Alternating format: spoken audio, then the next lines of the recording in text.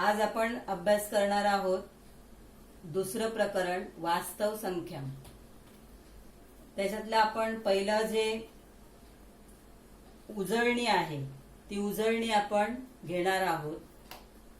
या उजळणीमध्ये म्हणजे हे आपल्याला 7वी मध्ये 8वी मध्ये 9वी मध्ये हा भाग पहिल्या प्रकरणामध्ये पण आलेला आहे।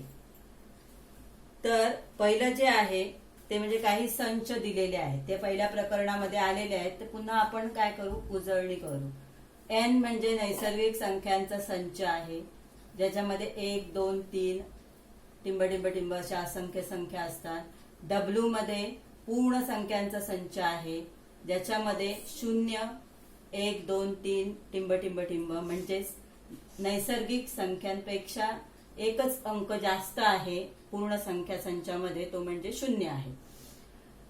नंतर आय हा पूर्णांक संख्यांचा संच आहे, ज्याच्यामध्ये मध्यभागी 0 आहे, 0च्या उजव्या बाजूला सगळे धनपूर्णांक आहेत, डाव्या बाजूला ऋण पूर्णांक आहेत।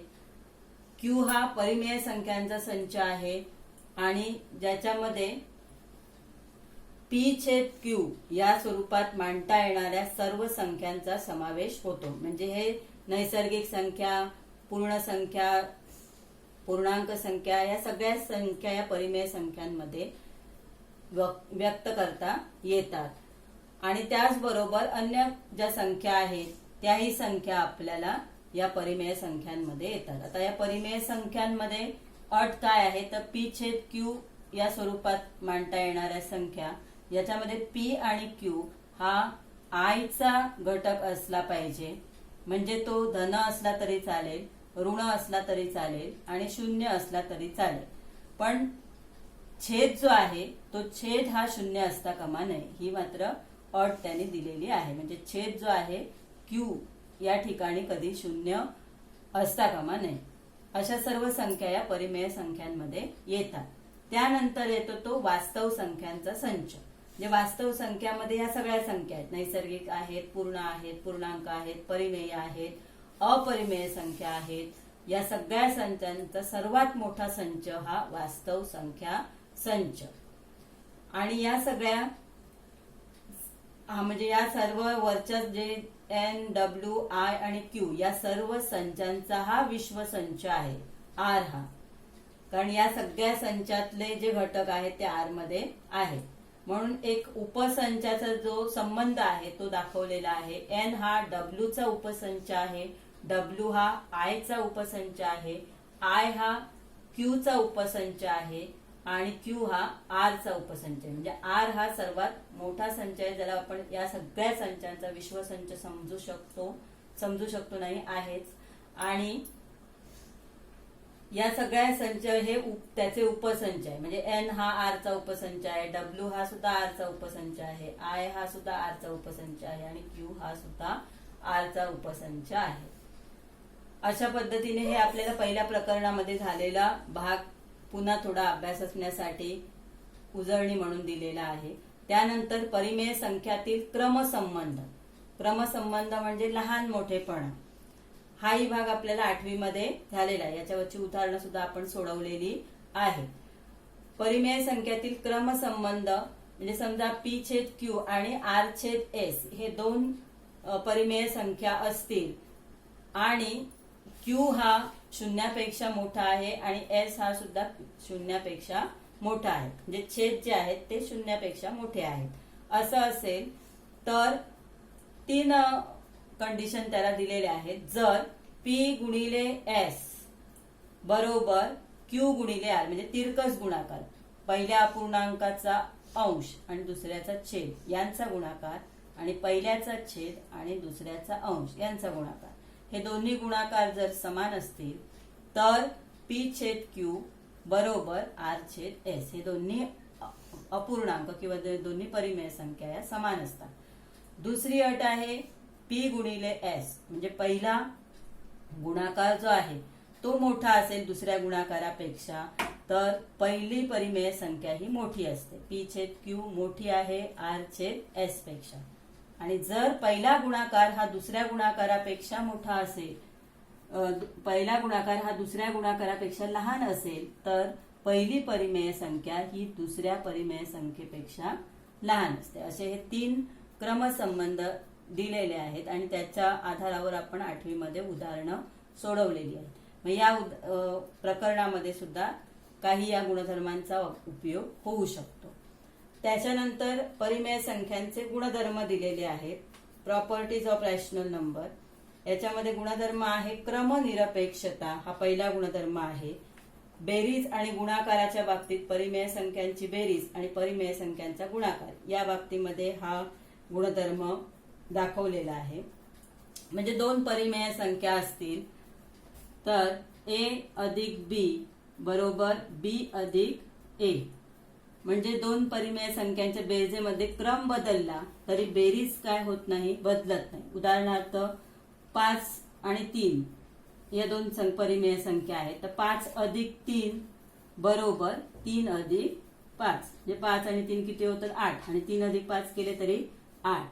गुणाकार सुद्धा आपल्याला याच पद्धतीने दाखवता येतो. a गुणिले b बरोबर b गुणिले a, म्हणजे 5 गुणिले 3 बरोबर 3 गुणिले 5, म्हणजे 5 त्रिक 15 आणि 3 पाची 15.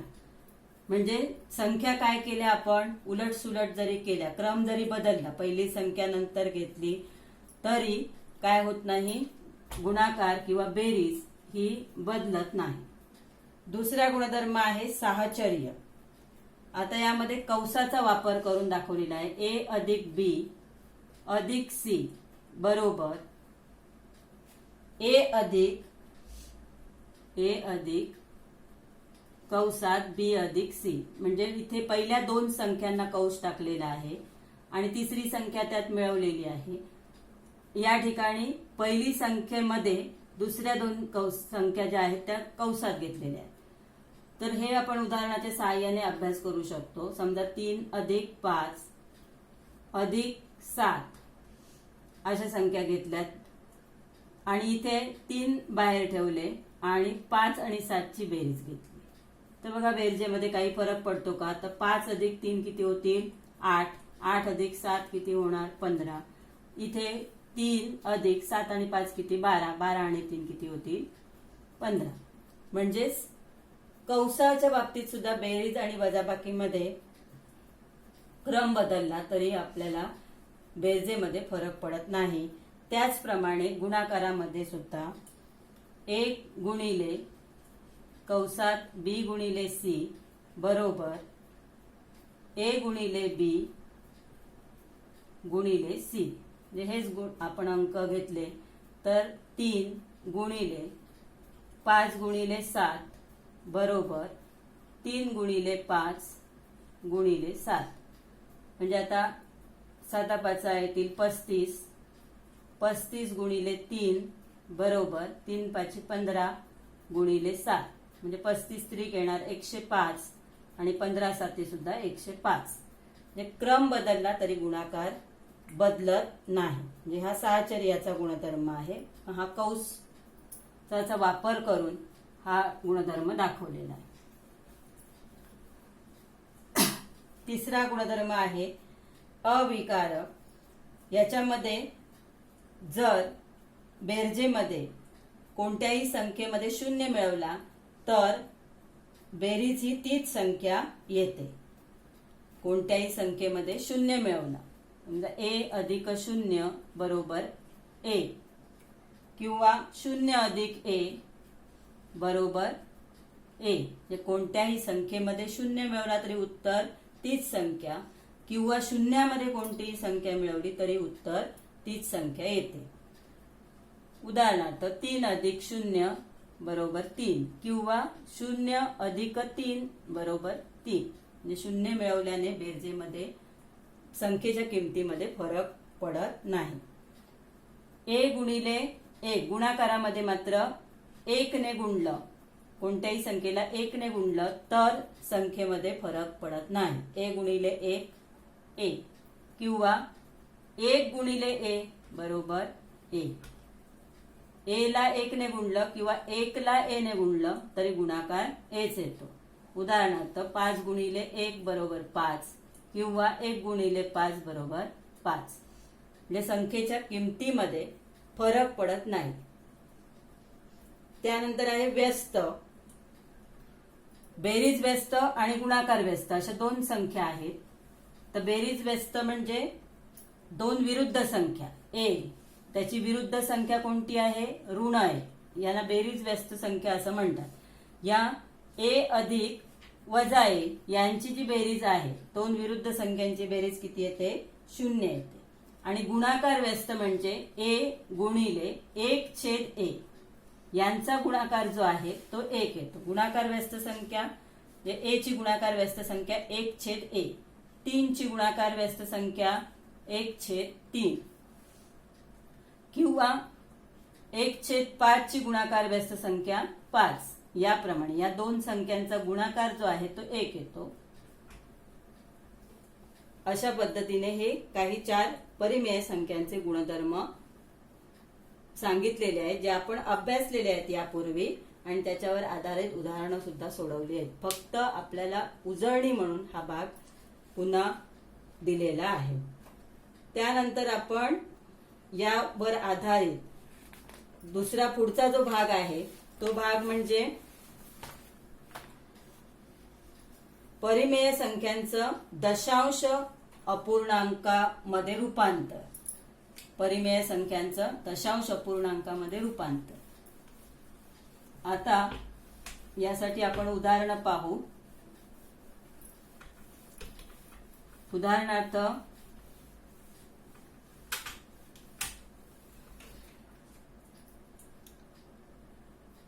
2/5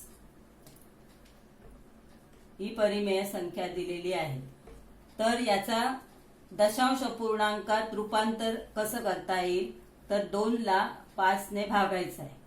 2 ला 5 ने भागलं तर काय भागाकार येईल? 5च्या पाड्यामध्ये तर 2 नाही आहेत, म्हणजे पहिला भाग शून्याचा, त्याच्यानंतर 2 वजा 0 2च आले. मग इकडे आपण दशांश चिन्ह देतो आणि 1 0 2 वर वाढवतो. 5 चोक 20, 20 मधून 20 गेले 0, म्हणजे भागाकाराची क्रिया काय झाली? पूर्ण झाली. म्हणजे 2/5 बरोबर 0.4. हे जे दशांश रूप आहे हे कसं आहे? खंडित आहे. हे दशांश रूप कसं आहे? खंडित आहे. आणि काही भागाकार ज्या क्रिया आहेत त्या पूर्णच होत नाही. उदाहरणार्थ 2/3 असेल तर 2 ला आपण 3 ने भाग लावला तर पहिला भाग 3च्या पाड्यामध्ये 2 नाही म्हणून शून्याचा भाग येईल. 2चे 2 तसेच राहिले. मग आपण दशांश चिन्ह दिलं, 1 0 वाढवलं. 3 सक 18, 20 मधून 18 गेले, पुन्हा 2 राहिले.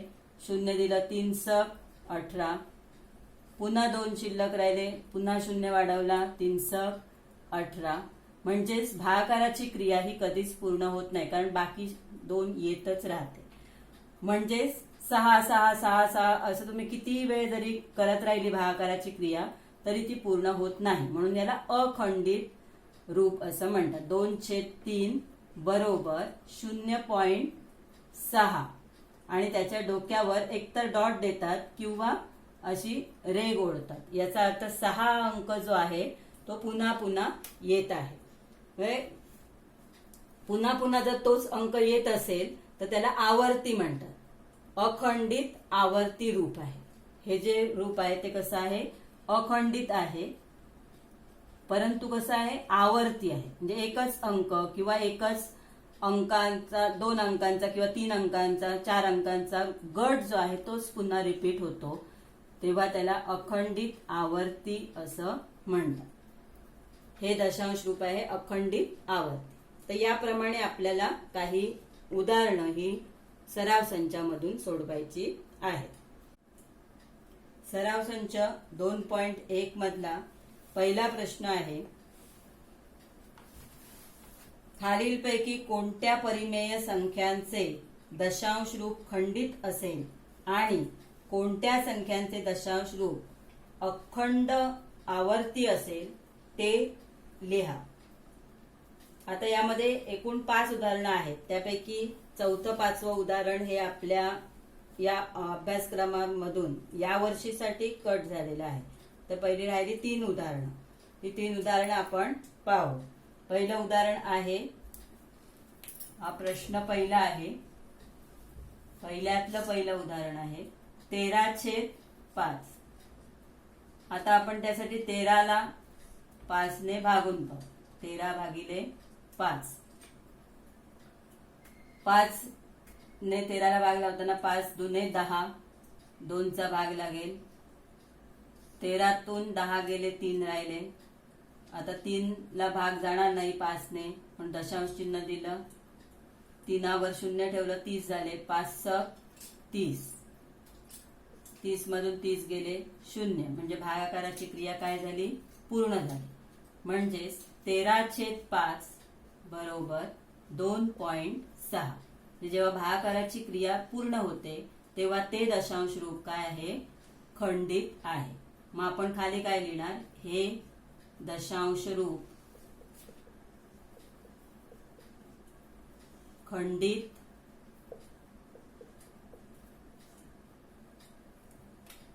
आहे, किंवा हे खंडित दशांश रूप आहे असं पण लिहू शकतो. दुसरा प्रश्न आहे 2/11. 2/11 म्हणजे 11ला 2 ने भाग लावायचा, 2ला 11 ने भाग लावायचा. 2 आतमध्ये 11 बाहेर. मग इथे 11च्या पाड्यामध्ये 2 नाही, म्हणजेच पहिला भाग शून्याचा. 2 मधून 0 गेले, 2च राहिले. दशांश चिन्ह दिलं, 2 वर 1 0 ठेवला, 20 झाले. 11 एके 11, 20 मधून 11 गेले, 9 राहिले. 9 वर 0 दिलं, 90 झाले. 11 आठे 88, 90 मधून 88 गेले, 2 शिल्लक राहिले. पुन्हा 0 दिलं, 11 एके 11, 20 मधून 11 गेले, 9 राहिले. 9वर 0 दिलं, 90. 11 आठी 88, पुन्हा 2 शिल्लक राहिले. म्हणजे भागाकाराची क्रिया ही पूर्ण होत नाही. प्रत्येक वेळी 1 8 1 8 1 8 असा हा ग्रुप जो आहे, गट जो आहे, संख्यांचा गट, हा पुन्हा पुन्हा काय होतो, रिपीट होत राहतो. रिपीट होणे यालाच काय शब्द आहे, तर आवर्ती आहे.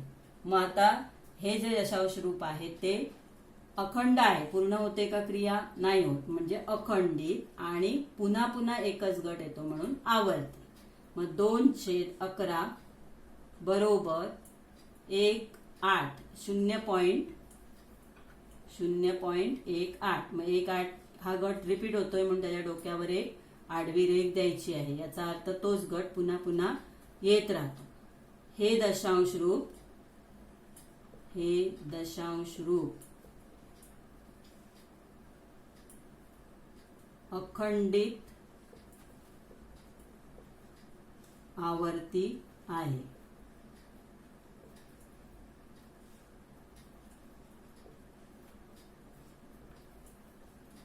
तिसरा जो भागाकार आहे तो 29/16. तिसरं जे उदाहरण आहे ते 29/16. मग आता 29ला आपण 16 ने भागला. 29 आतमध्ये 16 बाहेर. 16 एके 16, 29 मधून 16 वजा केले, 13 राहिले. आता 16 ने 13ला भाग जाणार नाही, इथे दशांश चिन्ह दिलं, 13वर 1 0 ठेवलं, 130 झाले. 16 आठे 128, 130 मधून 128 गेले, 2 शिल्लक राहिले. वर 1 0 दिला, 20 झाले. 16 एके 16, 20 मधून 16 गेले, 4 राहिले. 4वर 0 दिला, 40, 2चा भाग लागेल. 16 दुने 32, 40 मधून 32 गेले, 8 राहिले. 8 वर 0 दिला, 80 झाले. 16 पंचे 80, 80तून 80 गेले, 0 राहिले. म्हणजे या ठिकाणी भागाकाराची क्रिया काय झाली, पूर्ण झाली. म्हणजे हे दशांश रूप कसं आहे, खंडित आहे. मग आपण 29/16 बरोबर 1.8125 हे दशांश रूप खंडित आहे.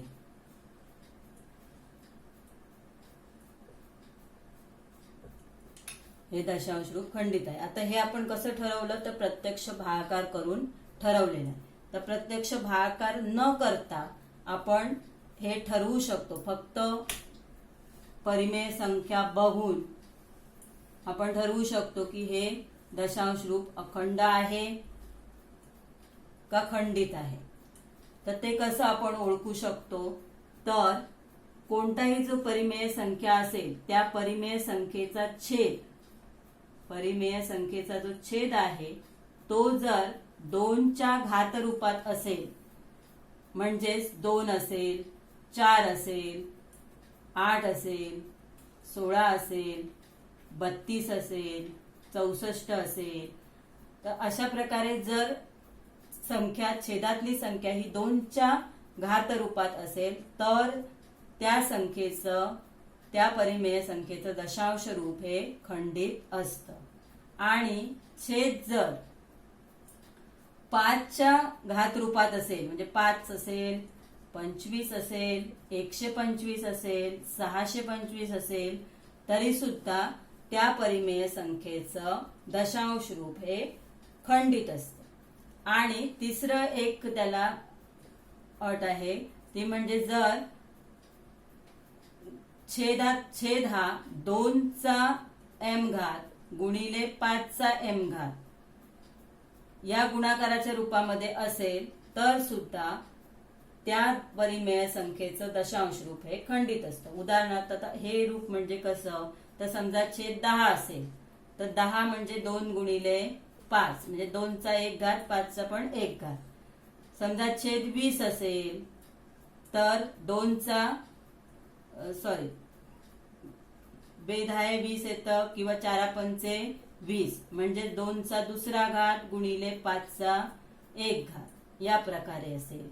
किंवा 50 असेल तर 50 म्हणजे 25 दुने 50, 2 गुणिले 25 बरोबर 2 गुणिले 5चा दुसरा घात म्हणजे 2चा घात दिसत नाही म्हणजे 1 घात.